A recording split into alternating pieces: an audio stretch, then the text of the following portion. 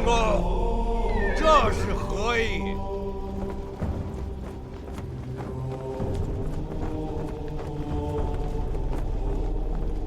此门曰明德，无德之人不得入此门。我奉契丹天子诏命，请傅义侯移驾别宫。令公，你要横加阻拦？朝廷礼制，此门只得元正日开，其余日子唯有天子车驾可入。今天距离元正还有3日，尔等当真要进？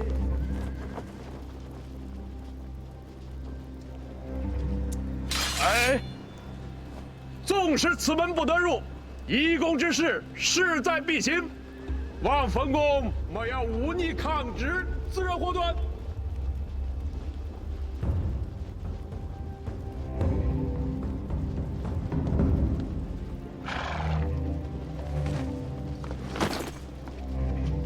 金花银枕乃我朝圣物，非禁足宗亲不可得。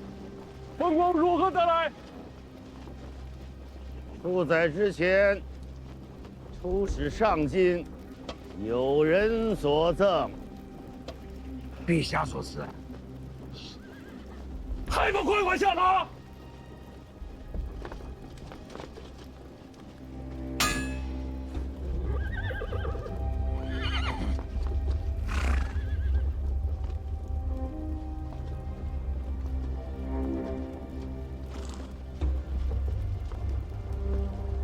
尔等带着这许多兵来，欲将我家天子移驾何处？天子，请你家傅义侯暂居开封府衙，以待天子驾临。多余的话我本不当说，但是人老了，背会了，也啰嗦了，说不得要提点你们几句。李天子驾临京师之日，此天子是要驾前请罪的，此人是请不了罪的。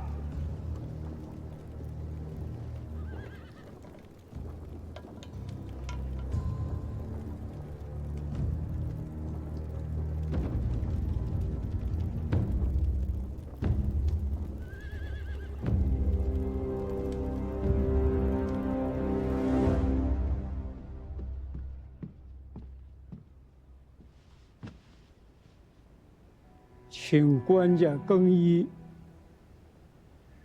侯爵是从3品，降沙符，通天冠，僭越了。官家恕罪，宫中实在找不到合身的3品肤色。莫再叫我官家。官家，永远是官家。邯郸旅客，一梦黄粱，以为不过是话本戏言。今日才知各种滋味。也罢了，就穿这身衣服便是。朕的黄粱饭熟了。自此天下再无大戒。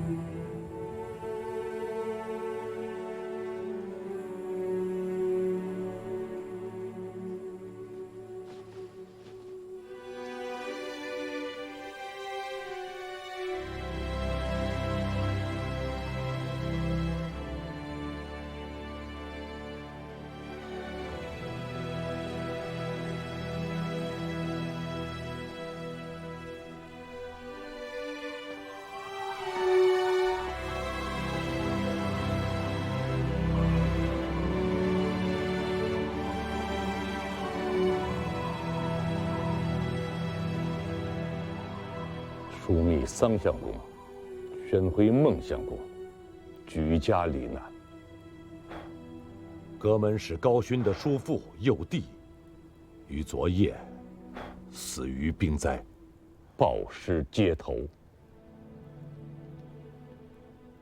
相国寺施行大和尚也被乱军所害，连同在寺内避祸的1000余僧俗，无一人幸免。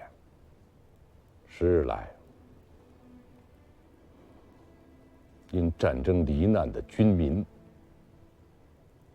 总数不过3000，仅昨夜一夜之间，死于兵灾者竟高达18000余众。这还只是见着尸首的，未见尸身的未计入内。你是光化2年生人吧？是。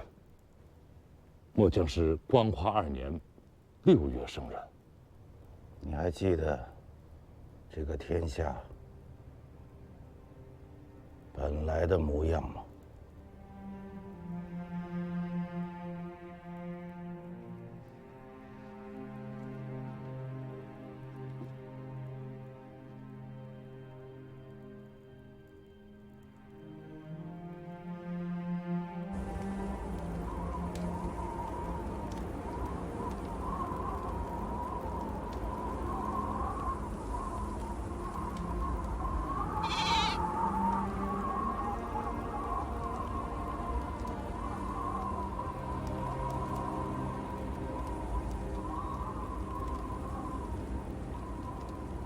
老儿倚老卖老，咱们就这么由着他。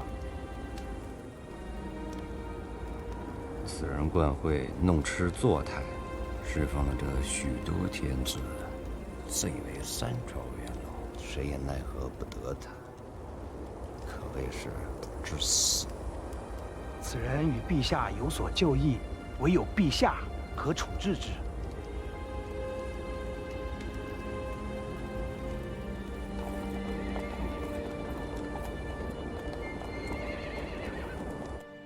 都去了。灵公，何成文武公卿都去了，各国使节呢？一并去了。可吴越的那个少年郎却不曾去。钱家9郎，他这是疯了吗？人要是真疯了，便不会如此了。石家的江山，跟他钱家有何干系？连汴梁自家都不及，他以吴越国的王子，又有何看不破？他今日不去，不会再生出什么事端吧？但愿不会吧。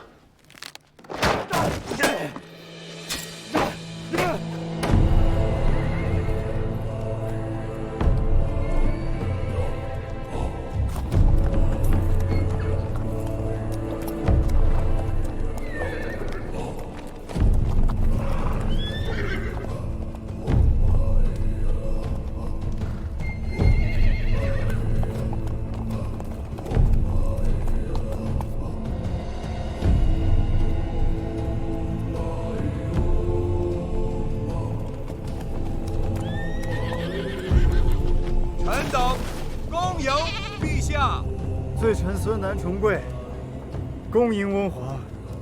温皇千万岁寿。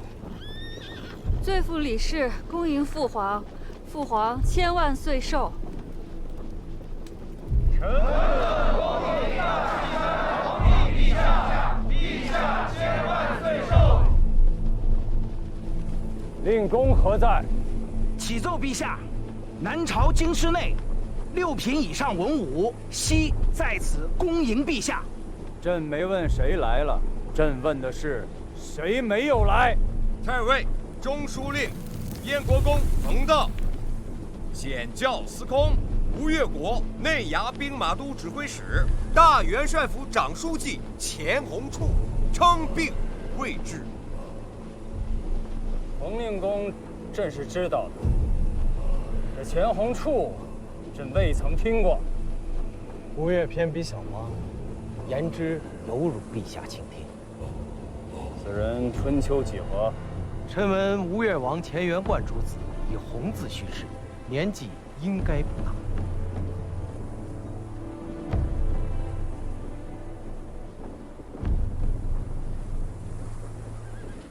石重贵，如可知罪？孙楠神思混乱，行止悖逆，罪在不赦，夫为翁皇裁断。此样拿来劳军的话，未免太瘦了些吧？肉袒牵羊，言必于谶，盈于郊野，此春秋之故矣。于人君则折辱过甚，非圣学之所长。男人不耐寒，此袍与你遮风。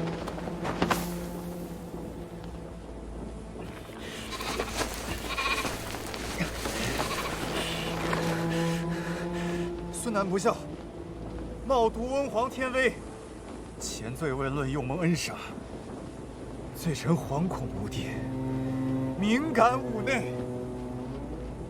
朕既然封了你做傅义侯，便是赦免了你的罪责。毕竟有个祖孙的名分，你这做孙辈儿的不义，朕这做祖父的不能不仁。你又何必做此凄凉之态？难道以为朕是那苛酷雄猜之主吗？孙楠岂敢！孙楠叩谢温皇天恩。瓮城内已备好天子圣谕，恭请陛下法驾入城，正位大宁宫。蒙神，朕观汴梁东北去城10里，有水绕丘，不知是何所在。启奏陛下，水曰曲水，丘曰赤冈。物欲何在？臣在。小玉诸部落公帐皮氏，冯令公乃是有大德的圣人，怕是以为咱们这些草原上的野人粗鄙，扰了他老人家的清静。既是如此，所有人听我命令，全军不得进城，今夜驻扎赤冈。是。今日之事，事关邦交，九郎，你不该任性啊！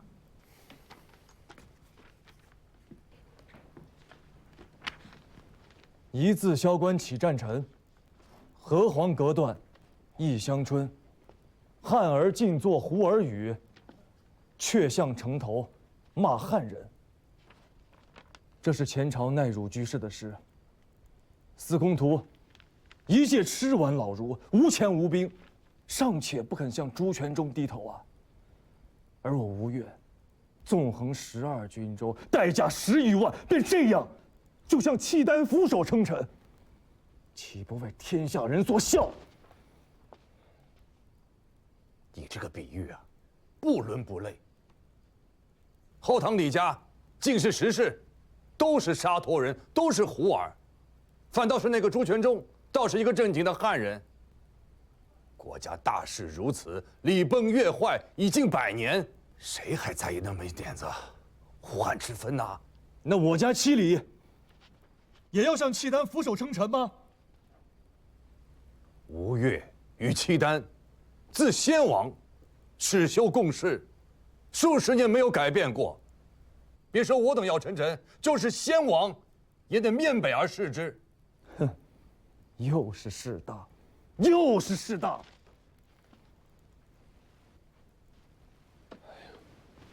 九郎，这是吴越国事，不是小孩子闹义气的时候。难道冯令公也是小孩子闹义气吗？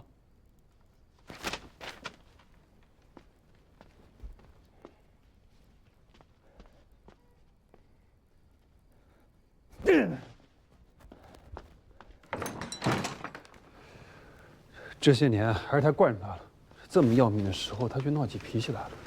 那你去劝劝他呀，你跟他说国事如此，由不得他再肆意妄为了。你们几个说来说去的，尽是这些大道理。这世上的事儿，若都是循着道理来，哪还有眼前这些惨事儿？陈娘，这事你不懂，不要乱插话。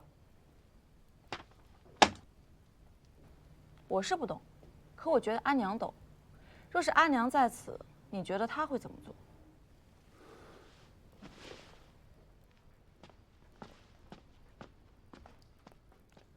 喝不喝茶？喝。令公何苦于此事闹义气？谁说我在闹义气？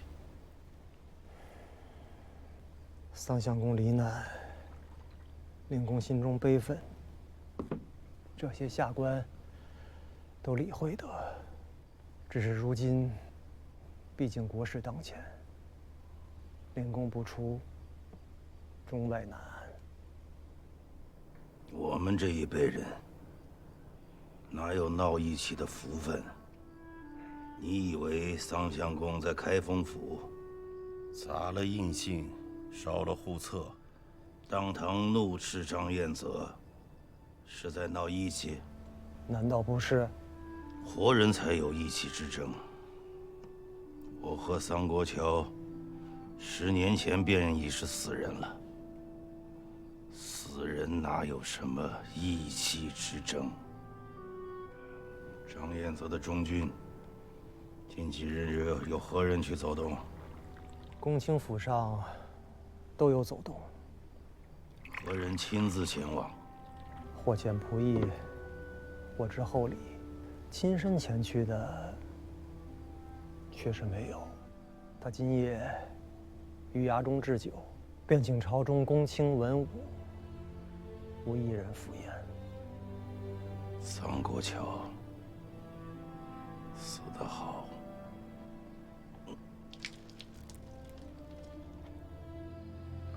你不用劝我，我知道，他们说的都对。你也不用在这儿陪着我，我在这儿做乏了，便下去睡了。我也不用人伺候。你好大的颜面，谁是来伺候你的？不想去便不去，谁还能真的逼你不成？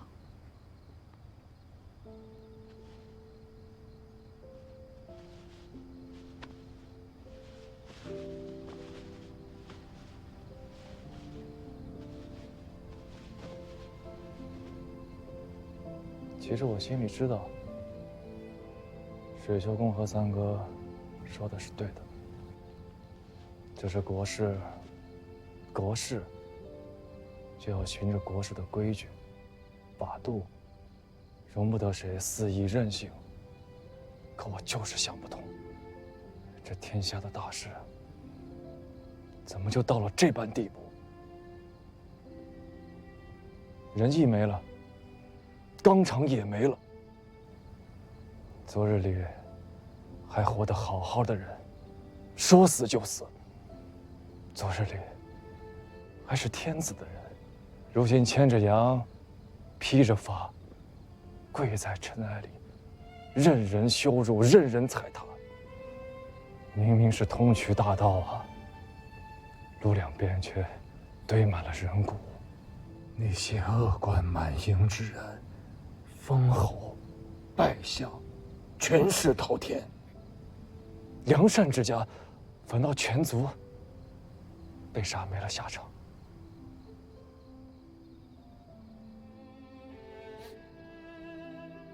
水秋公说这是国事，三哥也说这是国事，可我就是想不明白，什么样的国事，能叫是非都颠倒了，善恶都翻转了？狗屁国事！俊义桥街、西角楼大街这4个街口得派人把守，随时警示。我们会在俊义桥下的河道里更换衣着服色，然后从南面的角门潜入进去。脱身的船只务必要藏好，那可是弟兄们唯一的退路，不能有半点闪失。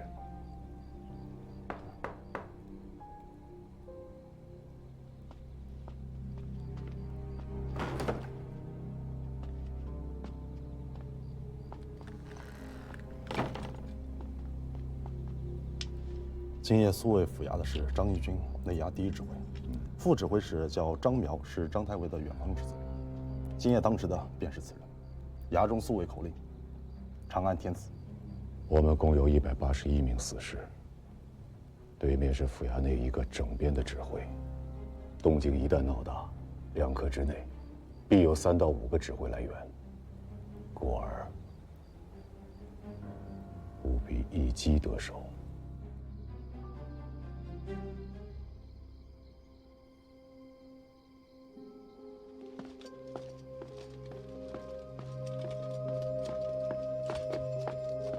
站住！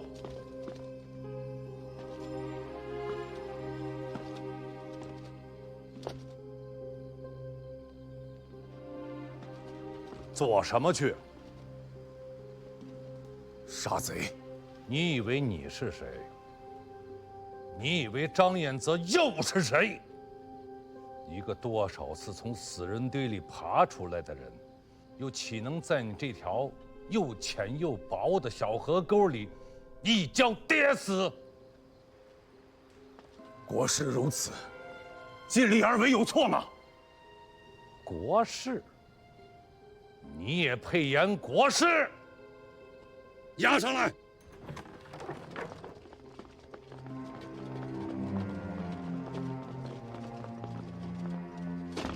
就你们10几个毛头小子，带着区区的181个人，就想着在这虎狼盘踞的京师里，在这数万甲士的护卫从中，趁夜去取一个鸡年上将当朝太尉的首级。我看你是发烧，烧坏了脑袋。阿爹，住口！你们自左藏拖回来的那些粮船，叶夏兵进城多日，满城里几千户人家都遭了劫，可他却偏偏漏掉了你的这几条船。这样的蹊跷，张太尉，一个多年的老将，他会看不明白吗？你们是当这些魏伯牙兵都瞎子吗？连你爹我的这一双眼睛都瞒不过去，还想去算计堂堂一方节帅？别说是你们这181个人，便是给你18000人，今日也只是个死字。明日一早，去给令公请罪。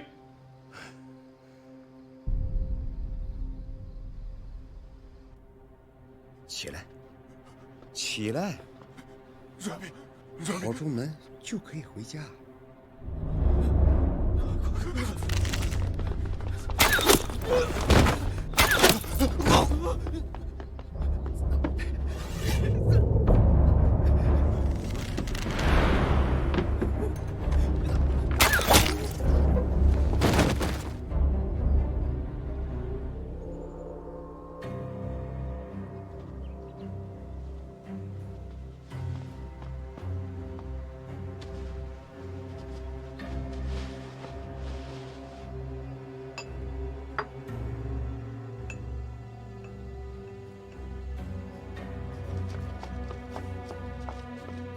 太尉，没人出来。盯了整整1夜，赵红英家无1人出府，清军侍卫和步军衙那边也没有动静。船呢？那几条粮船还在曹门的水门下，无人来取。罢了。白日间那个穿青色衫子的媳妇儿是谁来着？楚国夫人丁氏。今日午间之酒，叫她出来陪一下。太尉，楚国夫人是皇长子的生母。此间只有傅义侯，哪里来的皇长子？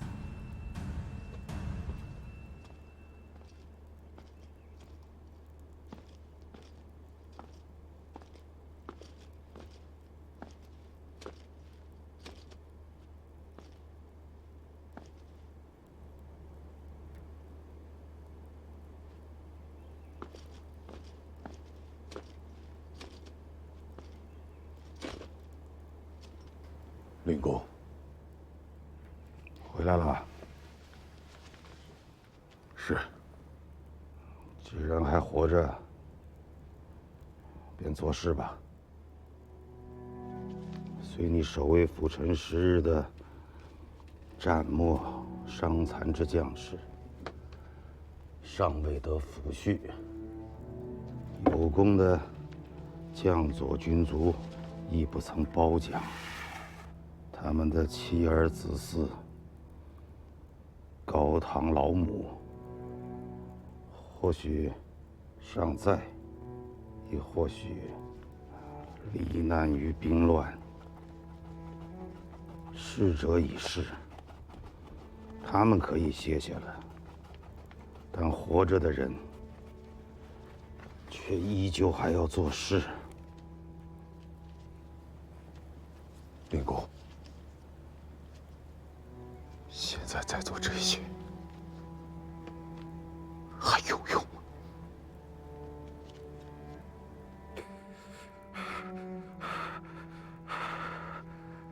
后生，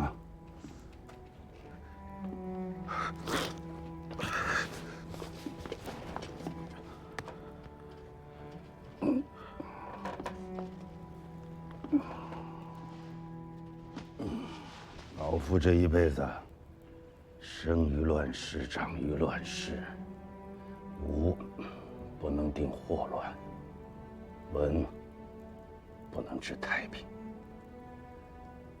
所行所为，大多都是无用的。有用的，无用的，终归要有人去做。能不能做成是一回事，做不做，却又是一回事。你以为这样的事当做吗？当做。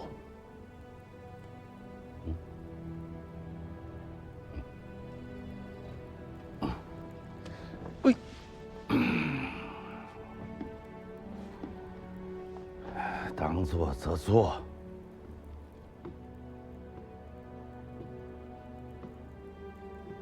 当做。